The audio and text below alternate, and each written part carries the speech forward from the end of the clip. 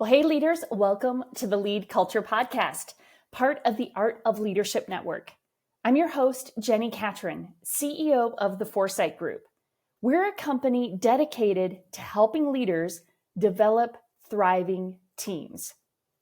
Each week, I'll be your guide as we explore practical strategies to equip you with the tools you need to lead with clarity and confidence and build unstoppable momentum in your organization. My mission is to really be your trusted coach, empowering you to master the art of self-leadership so you'll learn to lead yourself well in order to lead others better. Each week, we take a deep dive on a leadership or a culture topic.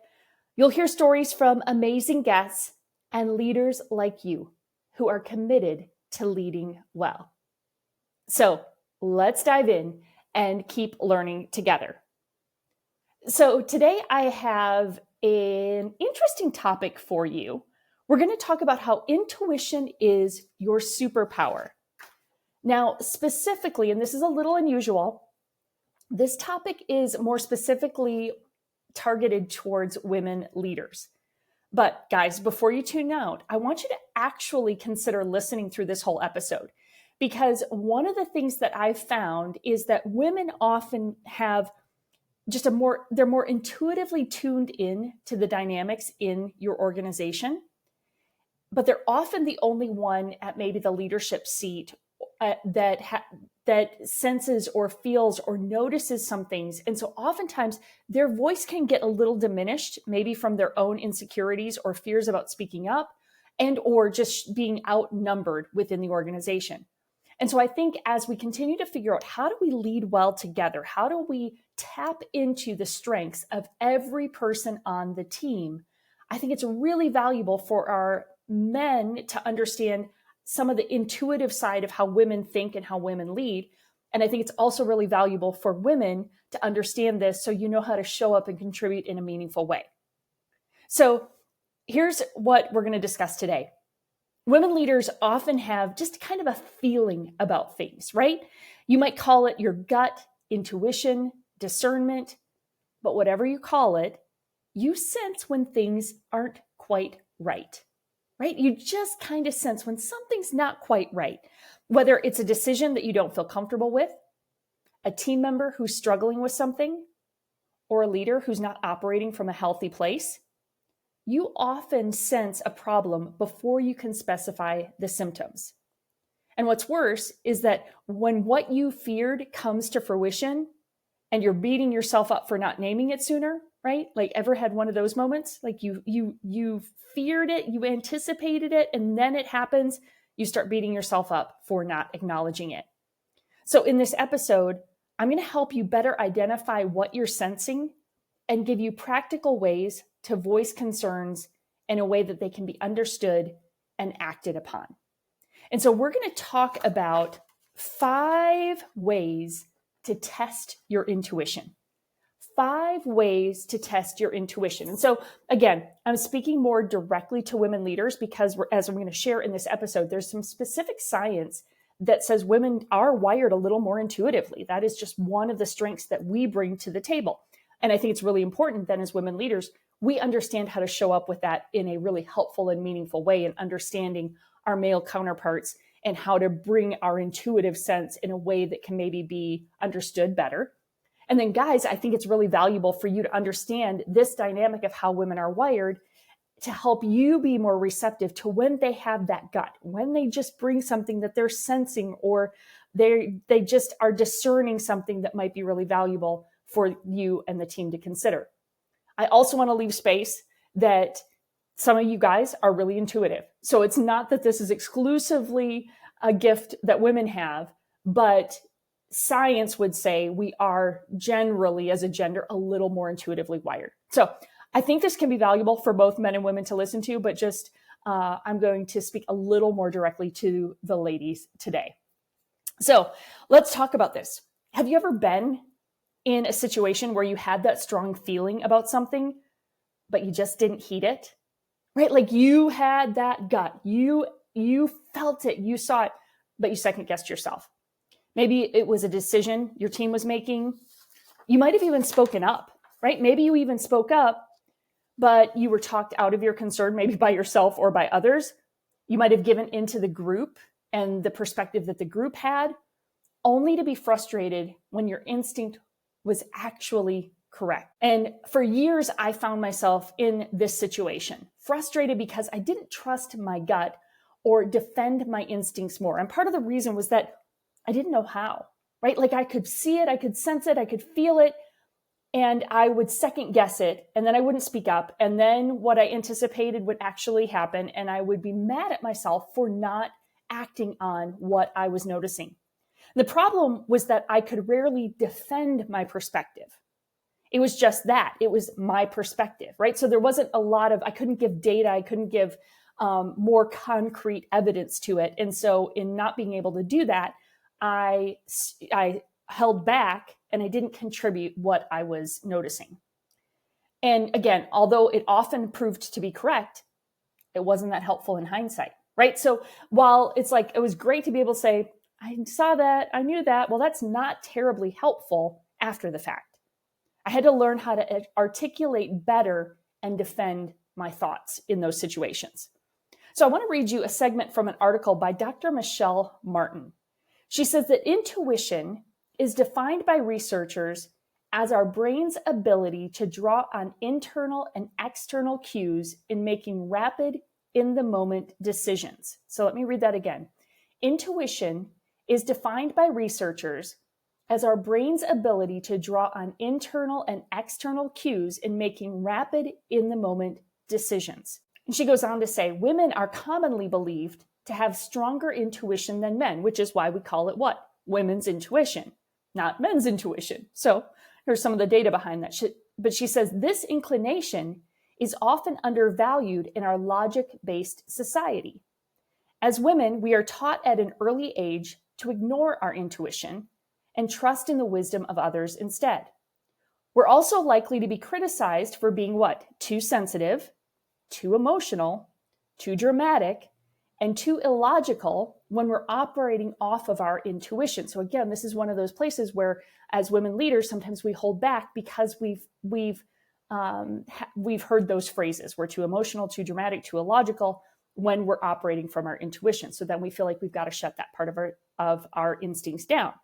And she says, this constant barrage of criticism can cloud our judgment and make us doubt ourselves and our instincts. She says, basically, researchers have found that although both men and women have the capacity for intuition, so both men and women have the capacity, women have stronger intuition because our brains are hardwired for it. For instance, one study she found used MRI scans to compare male and female brain connectivity and discovered that the typical male brain is neurologically wired to be more logical and thus is more effective at linking perception with action. So guys, your brains are wired to be more logical. The female brain, on the other hand, has more neural connections and is more efficient, which makes women better at interpreting social phenomena, including social cues. In other words, men are hardwired to be more logical, and women are hardwired to be more intuitive. She says men also have higher spatial intelligence and women are better at big picture thinking. And so just again, biologically, the way our brains are wired, women are inclined to be more intuitive. And again, I think this is really valuable when we're talking about how we're showing up on teams. It's helpful to have these instincts at the table. So ladies, I want to give you 5 ways to test your intuition, because what I hear, what I experience personally, and then what I often hear from a lot of the women leaders that I get to work with is that you doubt or question or second guess or often are the only one at the table with that perception. And then you don't know how to show up with it in a way that helps it be heard or at least included in the conversation. It's not that we just can blanketly say our intuition's always right and that they don't listen to me. And if they just listen to me, it'll all be okay. We don't want to go in with that kind of arrogance. We want to go in with that, hey, this is a perspective that I bring. I might have just be a little more wired to intuitively see things And so now I want to know how to bring that in a way that gives it a better chance for being understood or being heard. So 5 ways to test your intuition. The first, just think about it. Rather than rush ahead with your gut instinct, right? Like go blazing in with what your perception is, just spend some time thinking through it. Ask yourself questions like, why do I feel strongly about this, right? Can I articulate what I'm sensing? Can I give more language to what I'm noticing? How could I better articulate it? So just taking some time to think through it often gives me greater clarity for how to communicate what I'm discerning in a more helpful way. This happens a lot just even in our house. My husband and I have a couple of different businesses that we do together, and I will often have a gut instinct about things. We literally were having a conversation just today, and I had a pretty strong instinct around the dynamic. And here's what I wanted to do, you guys. I wanted to give my husband the feedback, and I wanted to move on to the next thing because I kind of love being hyper efficient. I don't like to waste a lot of time in conversation, so I want to just kind of move on to the next thing. Well, with this understanding, I recognized I was making a pretty quick judgment about something in a situation that is probably correct. I'm not 100% sure it's correct, but I have a pretty strong sense of what we need to do in this particular circumstance. And so we're talking about it, and I notice I want to just say it and move on, but with this like understanding, I was slowing myself down to go, okay, how can I articulate this better? What is it about the situation that is making me come to this quick conclusion? And so I did. I kind of paused and engaged the conversation a little bit more to try to give a little more insight into what I was noticing and why I was jumping to the conclusion that I was on the situation we were discussing. So just stopping to think about it a little bit and give yourself space to go, okay, why do I feel strongly about this? And how could I articulate it better? Doesn't mean that I have to back it up with a bunch of data, although we'll talk about that here in a minute. But it just initially trying to articulate it a little more clearly will give us a better chance of helping our team members understand it. Number 2, know your strengths based on some helpful personality tools. So most of you have a personality tool that your team uses that is just a great resource for you in understanding yourself and understanding others.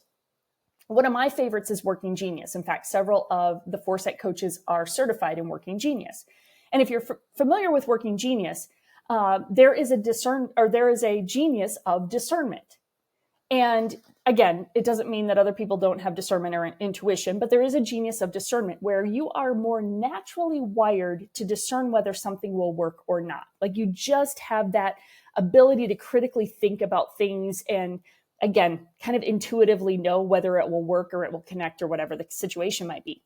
And so when we did this assessment as a team early on and discovered that my top genius is discernment, it instantly gave me and the team more understanding and confidence when I have a strong gut about things. It's like we all kind of perk up, right? We all kind of know, oh, okay, her genius is discernment.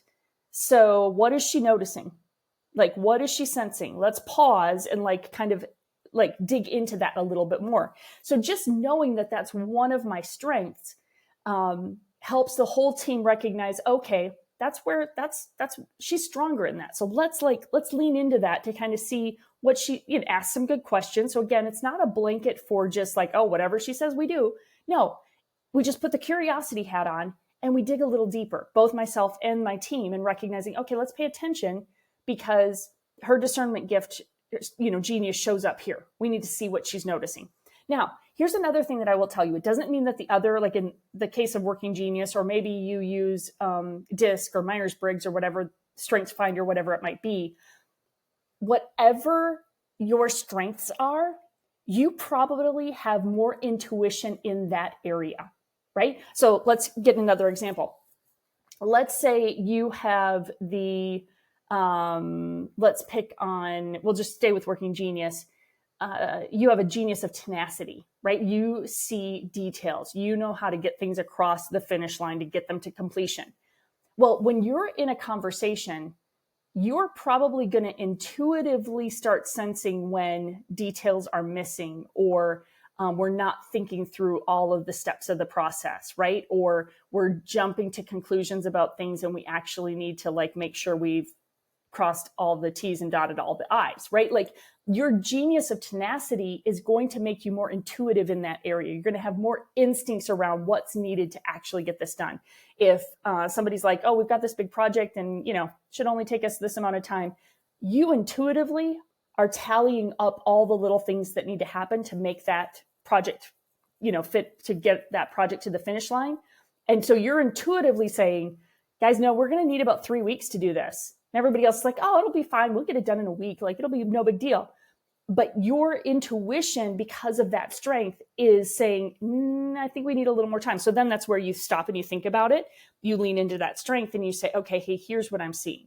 So just knowing where your strengths are, like some of your natural giftedness, is also a place where you will have greater intuition. And so the more you know that and understand that, then the more, and I think the caution here is that then when you know that, you recognize, oh, I'm quickly discerning, I'm quickly intuiting because this is so natural for me. But it's not necessarily natural for everybody else on the team. So I've got to take time, I've got to give space to be able to help articulate that. Okay. So number one was think about it, just give it space. Number two, know your strengths, know where you are naturally more intuitive. Number three, evaluate all perspectives. Trusting your gut, listen to this one, you guys, trusting your gut is not a license to ignore other perspectives, because there are also other people who have good intuition. Like they may be seeing it from another lens perspective, but other people also have good instincts. So we have to be open to other perspectives. So listen to what other people are noticing, see what they're seeing, and evaluate those before committing to yours. So it's just valuing all the different perspectives at the table and making sure that you're also giving credit to what other people are seeing from their perspective. Number four, support it with data. Now this feels like, is that possible? How do we do that? Right? How do we support it with data? The best decision-making is done with both instincts or stories and data. Data that supports the decision, right? So before jumping to a conclusion, seek out data that will help give you confidence in the direction you're trying to go. So in the situation that my husband and I were working on earlier today, there were some ways where I had some instincts around the dynamics, but there was actually some data that we could go get that would help us. Now, sometimes as leaders, we feel too hurried. We're like, let's just go with the instinct. And then we don't support it with data. Well, a lot of times you can go get some information that helps you get perspective to make sure your instinct is right. For example, I suspected that women are more naturally inclined to intuition, right? Like we just have a natural bent towards intuition. Well, then I found some research that says, yep, that's actually true.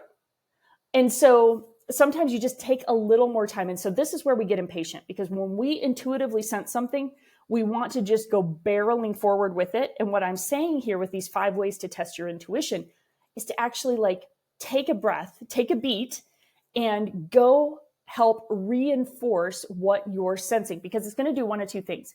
It's either going to bring you more perspective that makes you go, oh, okay, maybe I jumped too quickly to that, to that conclusion, or it gives you even more confidence to share that instinct quicker, right? To share that instinct with others, because you now have a little more insight that supports it. So go look for some data. Now, sometimes data is, I was telling this story recently to someone that I had was looking at doing some partnership stuff for work. And there was a certain individual that I had met. And I remember my first meeting with the individual, I was like, just a little like curious. I was like, I don't know, like just, again, nothing terrible or wrong or immoral or anything like that. But just like, I wasn't 100% sure whether this person would be a good values alignment for us as an organization. And fast forward, and there were some things that we were working on, and I kind of ignored that instinct. right? Like I just kind of like, there were some good opportunities. We're going to do some projects together. And I kind of ignored that initial like gut instinct that I had about the individual and just whether we had a values alignment on the project we were going to work on. So I ignored it and just kept proceeding, down this pathway. Now, if I had paused, what I found out later is that that if I had talked to a couple other people, I probably would have been able to verify that, yep, we probably aren't completely aligned. It's probably not the best partnership. Again, nothing terrible, nothing like crazy, but it wasn't a great values alignment. And if I had trusted my gut and then just tried to connect with a few people that were familiar with this other individual, I probably would have been able to verify that initial gut instinct that I had. And it probably would have saved me. I know it would have saved me the headache of starting down a process of some projects and some work together that didn't come to fruition, right? Would have saved me a ton of time. So I'm not saying the data is just all numbers. The data in that case would have been, okay, let's go have a conversation with a few other people that can give me some insight into whether partnering with this person and this other company would be a good values alignment. And because I didn't do it, it came back to bite me. A situation where this comes up a lot is in hiring decisions, in that oftentimes we might have even an instinct when we're interviewing somebody, and but we're so eager, like, they're saying all the right things. They might even have some of the right, like, competency and experience. And we kind of blow past maybe a couple of the question marks we had.